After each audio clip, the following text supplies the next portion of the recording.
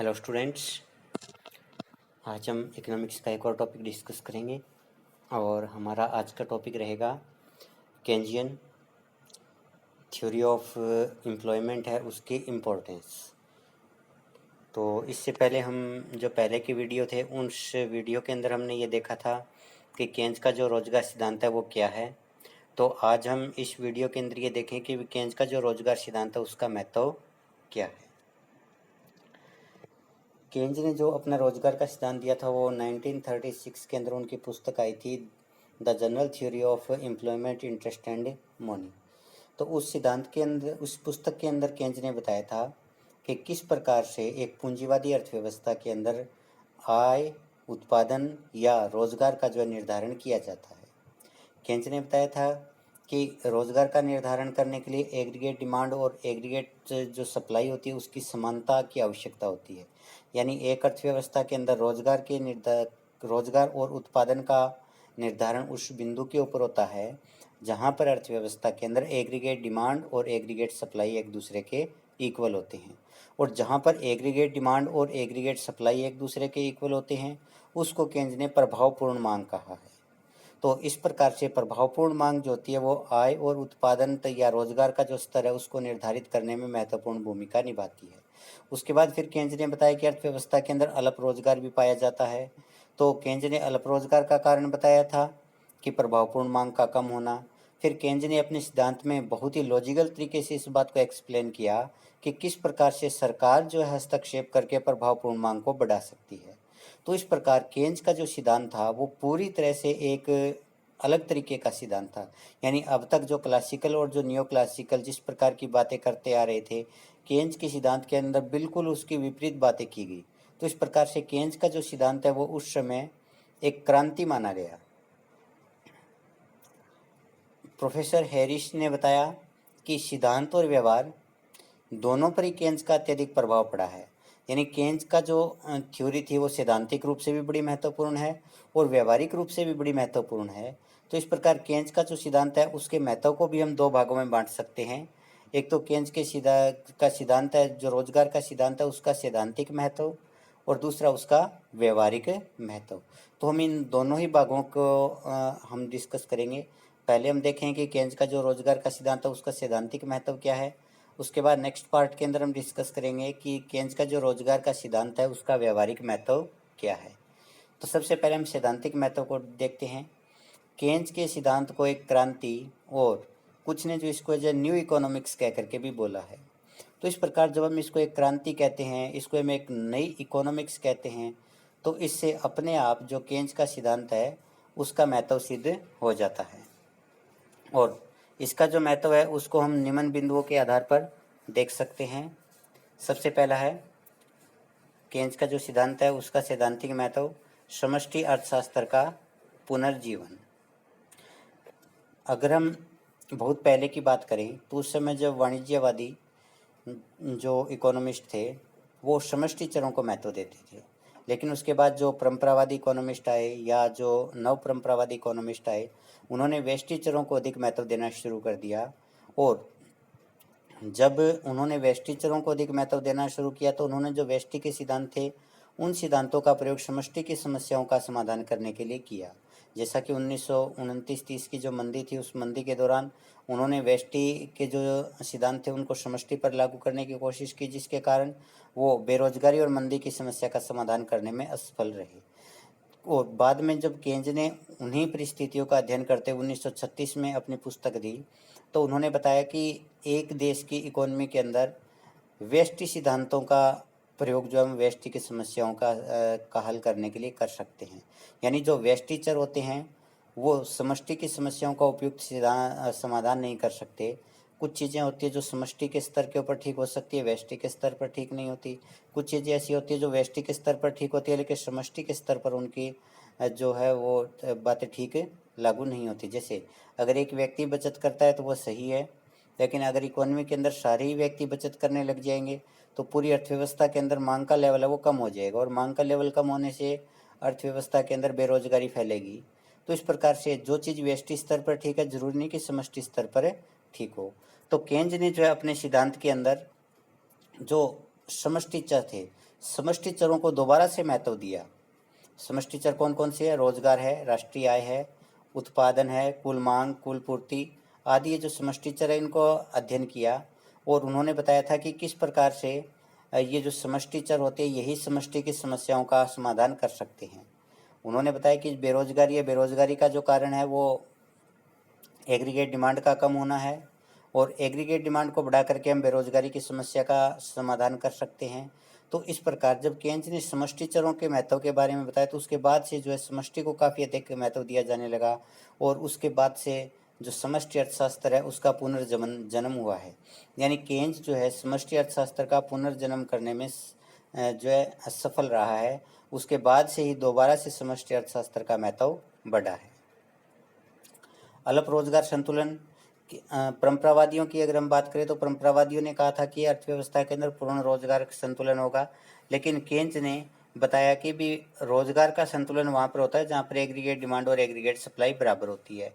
और ये aggregate demand और एग्रीगेट सप्लाई जो है जरूरी नहीं कि पूर्ण रोजगार के स्तर पर ही बराबर हो, ये पूर्ण रोजगार से कम पर भी बराबर हो सकती है। जैसा कि हम इस डायग्राम में देख रहे हैं, ये जो व्हाइट लाइन दिखाई दे रही है एग्रीगेट सप्लाई कर्व है और ये जो थोड़ी संतरी कलर की सी लाइन दिखाई दे रही है ये एग्रीगेट डिमांड है। अब देखिए ये जो है दोनों ई बिंदु पर संतुलन में है और पूर्ण रोजगार के लिए हमें मांग जहाँ पर ये एग्रीगेट सप्लाई कराओ OY के समानांतर हो रहा है वहाँ तक एग्रीगेट डिमांड होनी चाहिए, लेकिन मांग उससे कम है जिसकी वजह से अर्थव्यवस्था के अंदर अल्प रोजगार संतुलन है।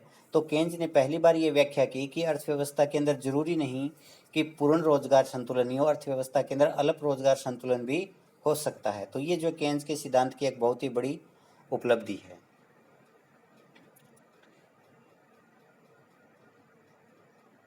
नेक्स्ट ये देखिए पूर्ण रोजगार के लिए हमें जो है OYF तक मांग को मांग इतनी होनी चाहिए थी कि भी संतुलन जो OYF तक होता, लेकिन एक्चुअल के अंदर रोजगार का संतुलन है वो OY से ही होता है क्योंकि एग्रीगेट डिमांड कम है। तो इस प्रकार केन्स ने बताया कि अर्थव्यवस्था के अंदर जो अल्प रोजगार संतुलन होता है। गत्यात्मकता, देखिए गत्यात्मकता का मतलब होता है कोई भी चीज़ जो वो लगातार परिवर्तनशील है उसको हम गत्यात्मक कहेंगे। तो इससे पहले जो परंपरावादी सिद्धांत थे वो सारे के सारे स्टैटिक थे यानी अगत्यात्मक सिद्धांत थे, लेकिन केन्स जो था केन्स ने अपनी जो सिद्धांत था उस सिद्धांत के अंदर आशंसाओं को शामिल किया है। आशंसाओं का मतलब होता है कि भविष्य के अंदर हम किसी भी चीज़ के बारे में क्या अनुमान लगाते हैं उसको हम आशंसा बोलते हैं।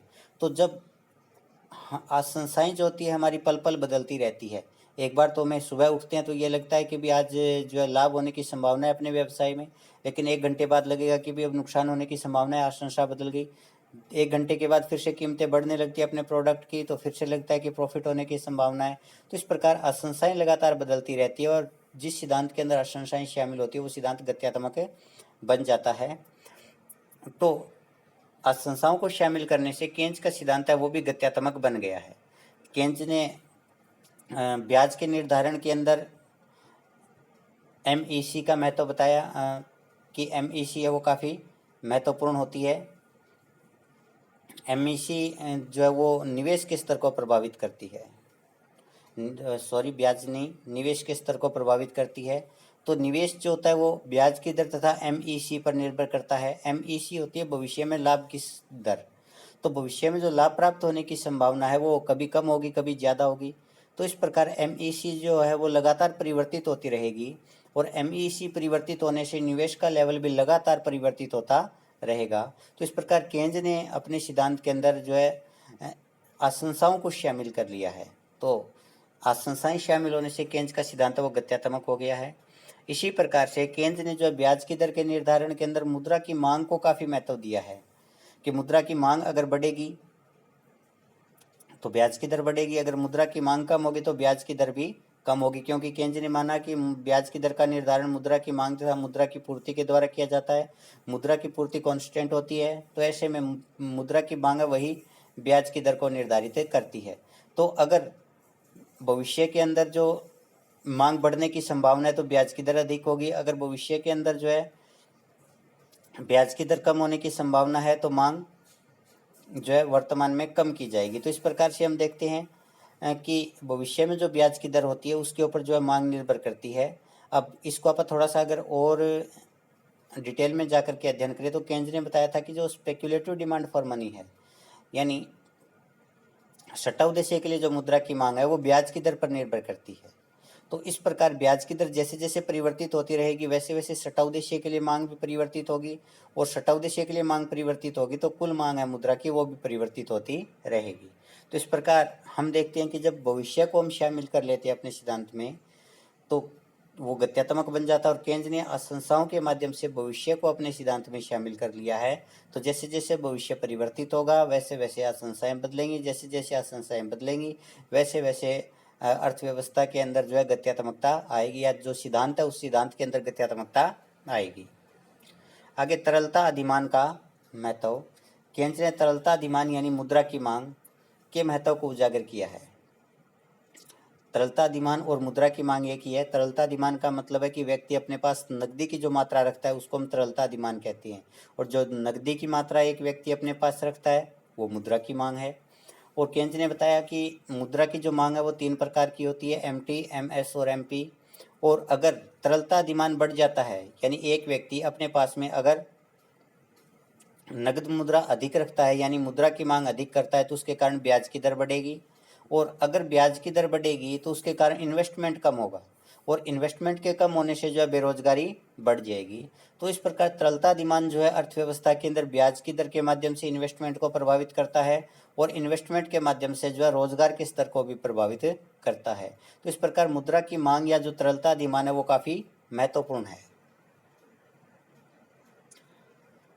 दूसरा, केंज ने अपने सिद्धांत के अंदर बताया कि ब्याज जो है वो नकदी, पहले केंज ने बताया था कि ब्याज जो है वो बचत को त्यागने का पुरस्कार है, लेकिन बाद में केंज ने कहा कि जो ब्याज है वो नकदी के त्याग का पुरस्कार है। तो ये भी केंज की जो एक बिल्कुल पूरी तरह से एक नई बात थी। इससे पहले जो लोग थे वो ब्याज को जो है नकदी के त्याग का पुरस्कार नहीं मानते थे कि एक व्यक्ति अपने पास नकद मुद्रा रखता है, अगर वो उसको दूसरे को देता है तो उसके बदले में वो ब्याज लेगा। तो इस प्रकार जब उसने नकदी अपनी जेब में से त्यागी, दूसरे को दी, तो उसके बदले में उसको जो राशि प्राप्त हो रही है वो जो है ब्याज है। नई धारणाओं का प्रयोग।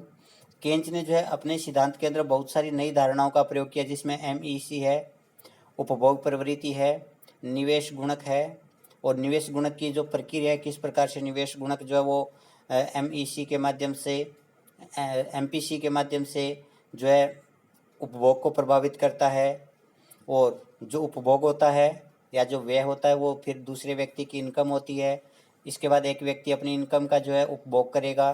तो इस प्रकार से ये जो बचत निवेश गुणक की प्रक्रिया किस प्रकार से चलती है ये जो है केंज ने जो है अपने सिद्धांत में बताया है। दूसरा, बचत प्रवृत्ति और प्रभावपूर्ण मांग है। प्रभावपूर्ण मांग जो है केंज के सिद्धांत की एक नई धारणा है। इससे पहले प्रभावपूर्ण मांग का प्रयोग जो माल्थस ने किया था, जो कि परंपरावादी इकोनॉमिस्ट थे, लेकिन वो इस पर ये नहीं बता पाए थे कि प्रभावपूर्ण मांग के कम होने का क्या कारण है। तो केंज ने बताया कि प्रभावपूर्ण मांग के कम होने का कारण क्या है। तो इस प्रकार केंज ने जो है अपने सिद्धांत के अंदर इन नई धारणाओं का प्रयोग किया, और आगे जो बहुत सारे सिद्धांत बने उन सिद्धांतों में भी इन धारणाओं का बहुत अधिक प्रयोग किया गया है।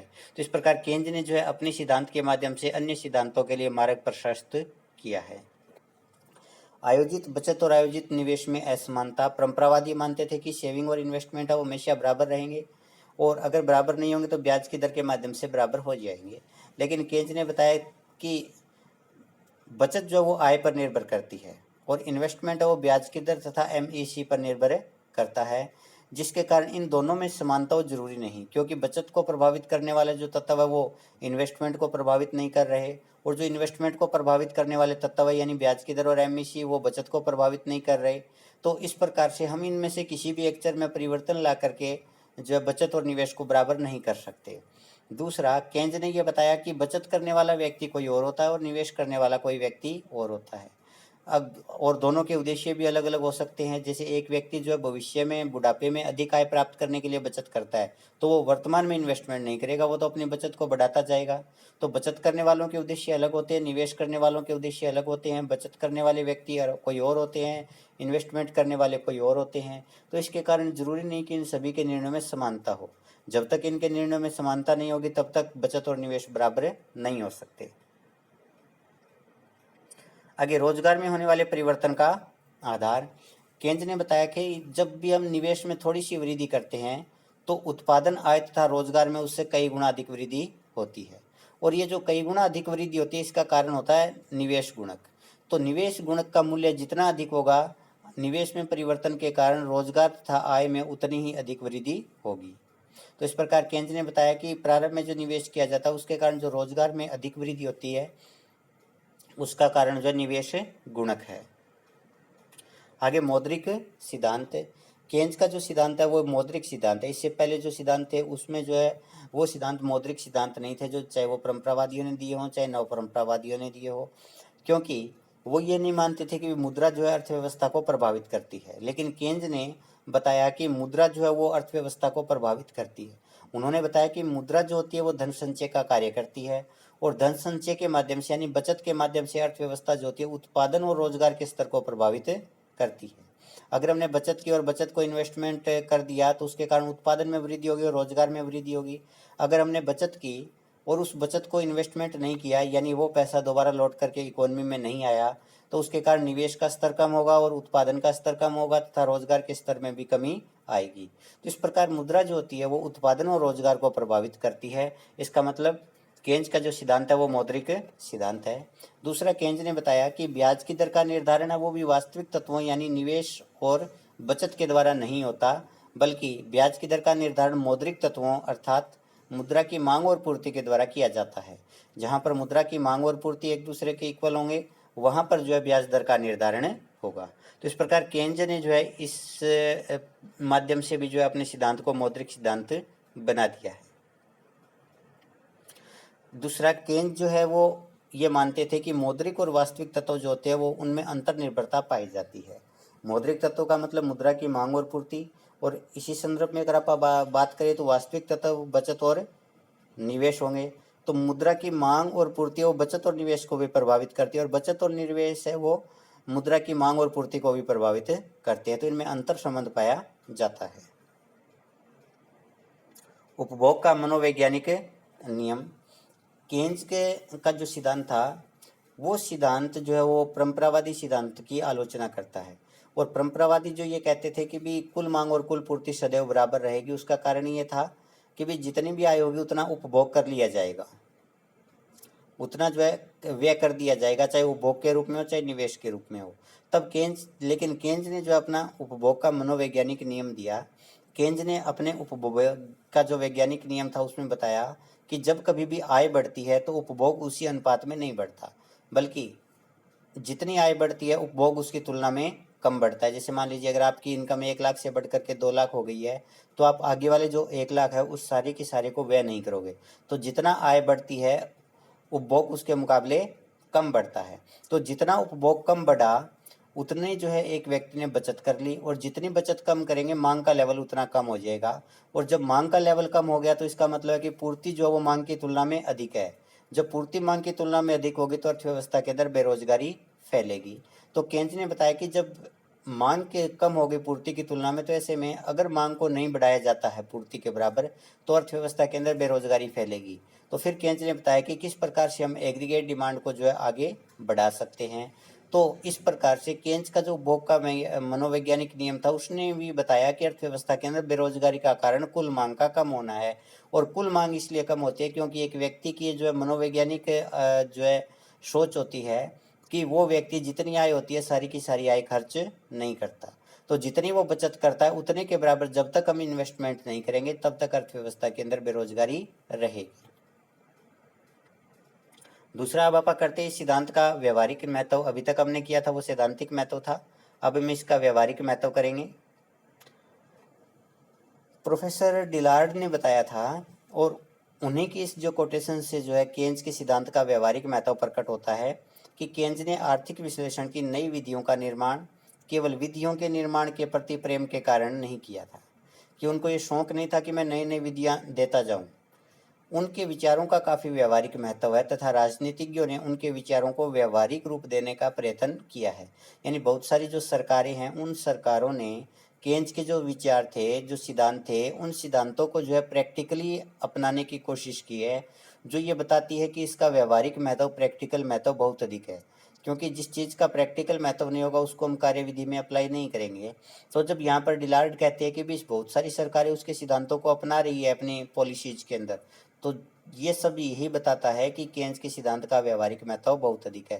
यानी केन्स जो है वास्तव में बहुत सारी समस्याओं का समाधान करने में जो है कामयाब हो रहा है। तो इनका एक एक करके आप महत्व देखते हैं। सबसे पहले सरकार का हस्तक्षेप। अब अर्थव्यवस्था की ये स्थिति होती है कि अगर कभी भी एग्रीगेट डिमांड एग्रीगेट सप्लाई से कम है तो उस अवस्था के अंदर बेरोजगारी फैलेगी। अब इस बेरोजगारी को हम कैसे दूर कर सकते हैं, क्योंकि एग्रीगेट डिमांड जब तक नहीं बढ़ेगी तब तक बेरोजगारी रहेगी। तो हमें एग्रीगेट डिमांड को बढ़ा करके एग्रीगेट सप्लाई के बराबर लेकर के जाना है। और हमें पता है कि एग्रीगेट डिमांड जो है वो दो तत्वों का मेल है, एक तो उपभोग मांग और दूसरी निवेश मांग। अब केन्स ने कहा कि अर्थव्यवस्था अल्पकाल में है, तो अल्पकाल के अंदर उपभोग को बढ़ाया नहीं जा सकता, तो ऐसे में केवल इन्वेस्टमेंट को बढ़ा सकते हैं। लेकिन अगर मंदी की स्थिति है तो प्राइवेट निवेशक इन्वेस्टमेंट नहीं बढ़ाएंगे, तो ऐसे में सरकार को जो इन्वेस्टमेंट बढ़ाना चाहिए। तो जब सरकार इन्वेस्टमेंट बढ़ाएगी तो उसके कारण अर्थव्यवस्था के अंदर एग्रीगेट डिमांड बढ़ेगी, और एग्रीगेट डिमांड बढ़ने से जो है अर्थव्यवस्था के अंदर जो बेरोजगारी की समस्या उसका समाधान हो जाएगा। तो जब तक सरकार का हस्तक्षेप ना हो तब तक बेरोजगारी को दूर नहीं किया जा सकता। और ये तो केवल एक बात है, और भी उन्होंने बहुत सारे लॉजिकल तरीके से बताया था कि भी सरकार को हस्तक्षेप करना बहुत ही आवश्यक है। और जब हम व्यवहारिक महत्व की बात करते हैं तो हम ये देखते हैं कि इसका प्रयोग हो रहा है या नहीं हो रहा। वर्तमान में आप देखिए कोई भी देश ऐसा नहीं है जिस देश के अंदर सरकार अर्थव्यवस्था में हस्तक्षेप ना करती हो। तो इसका मतलब केन्स का जो सिद्धांत है उसका बड़ा ही प्रैक्टिकल महत्व है। 1936 में उनकी पुस्तक आई, उसके बाद से ही सरकारों ने अर्थव्यवस्था में हस्तक्षेप करना शुरू किया है। राष्ट्रीय आय तथा व्यय का लेखांकन। केन्स ने राष्ट्रीय आय को काफ़ी अधिक महत्व दिया था, और उन्होंने बताया कि किस प्रकार से जो अलग अलग प्रकार की नीतियाँ हम बनाते हैं उन नीतियों के अंदर जो है राष्ट्रीय आय का बहुत अधिक महत्व होता है। क्योंकि विभिन्न प्रकार की नीतियाँ बनाने के लिए हमें बचत के स्तर की जानकारी होनी चाहिए, हमें निवेश के स्तर की जानकारी होनी चाहिए। इस प्रकार जब तक हमें बचत और निवेश का पता नहीं होगा तब तक हम पॉलिसीज नहीं बना सकते, और बचत और निवेश का हमें पता तभी चलेगा जब हमें राष्ट्रीय आय का पता हो।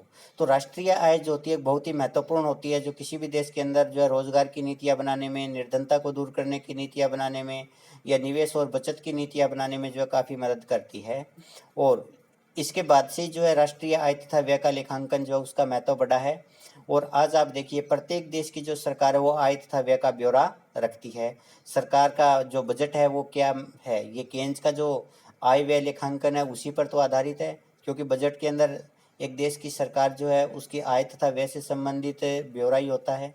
तो इस प्रकार केन्स के जो होता है वो प्रैक्टिकली अप्लाई होता है जब हम राष्ट्रीय आय और व्यय का लेखांकन देखते हैं। राजकोषीय नीति का प्रयोग। केन्स ने रोजगार को बढ़ाने के लिए राजकोषीय नीति को बहुत ही महत्वपूर्ण बताया था। केन्स ने बताया था कि इस प्रकार से एक देश की सरकार जो है वो विनिर्माण पर व्यय बढ़ा करके अन्य क्षेत्रों में निवेश करके एग्रीगेट डिमांड को बढ़ा सकती है, और एग्रीगेट डिमांड के बढ़ने से देश के अंदर रोजगार की मात्रा बढ़ेगी। तो इस प्रकार रोजगार को बढ़ाने में या बेरोजगारी की समस्या का समाधान करने में राजकोषीय नीति काफ़ी प्रभावी सिद्ध हो रही है। और आज प्रत्येक देश की सरकार जो है वो राजकोषीय नीति के माध्यम से जो है अपने देश की आर्थिक गतिविधियाँ उनको नियंत्रित करने की कोशिश कर रही है। आज आप देखिए जब एक देश की सरकार, भारत की सरकार जो नरेगा के ऊपर व्यय कर रही है, तो नरेगा के ऊपर व्यय जो केन्स के जो सिद्धांत है कि सरकार को चाहे लाभ हो या ना हो निवेश करना चाहिए, व्यय करना चाहिए, इससे लोगों के पास में नकदी बढ़ेगी, नकदी बढ़ने से उनके पास में जो डिमांड का लेवल है वो बढ़ेगा, और डिमांड का लेवल बढ़ने से अर्थव्यवस्था के अंदर जो है आय, उत्पादन और रोजगार के स्तर में भी वृद्धि होगी। इसी प्रकार से अमेरिका के अंदर जो न्यू डील पॉलिसी चलाई गई थी, फ्रैंकलिन डी रूजवेल्ट ने चलाई थी, वो न्यू डील पॉलिसी जी थी वो भी केन्स के सिद्धांत से ही प्रेरित होकर के चलाई थी। तो इस प्रकार बहुत सारी सरकारें जो है वो केन्स के सिद्धांतों के आधार के ऊपर अपना कार्य कर रही है। घाटे की वित्त व्यवस्था का प्रयोग। घाटे की वित्त व्यवस्था उस स्थिति को कहते हैं जब सरकार की आय कम होती है लेकिन सरकार उसे ज़्यादा खर्चा कर देती है, और उस खर्चे को पूरा करने के लिए सरकार या तो ऋण लेती है या सरकार जो है वो नए नोट छापती है। तो इससे पहले तक जो सरकारें थी, जो नीतियां थी सरकारों की, वो बचत वाले बजट की थी कि सरकारों को जो है अपनी आय से अधिक व्यय नहीं करना चाहिए। लेकिन केन्स ने बताया कि भी सरकार जो घाटे की वित्त व्यवस्था अपनाती है वो एक देश के लिए फायदेमंद होती है, क्योंकि सरकार जितना इन्वेस्टमेंट करती है एक देश के अंदर आय तथा मांग में उससे कई गुना ज़्यादा वृद्धि होती है। और जब आय तथा मांग में वृद्धि होगी तो उसके कारण एक देश के अंदर बेरोजगारी की समस्या का समाधान होगा, देश में रोजगार की मात्रा में वृद्धि होगी। लेकिन एक बात का ध्यान रखना चाहिए कि घाटे की वित्त व्यवस्था की जो नीति है उसका बहुत अधिक मात्रा में प्रयोग नहीं करना चाहिए, क्योंकि अगर हम बहुत अधिक मात्रा में नए नोट छापेंगे तो उसके कारण एक देश के अंदर मुद्रा की मात्रा बढ़ेगी, और मुद्रा की मात्रा बढ़ने से वहाँ पर मुद्रास्फीति की स्थिति पैदा हो सकती है।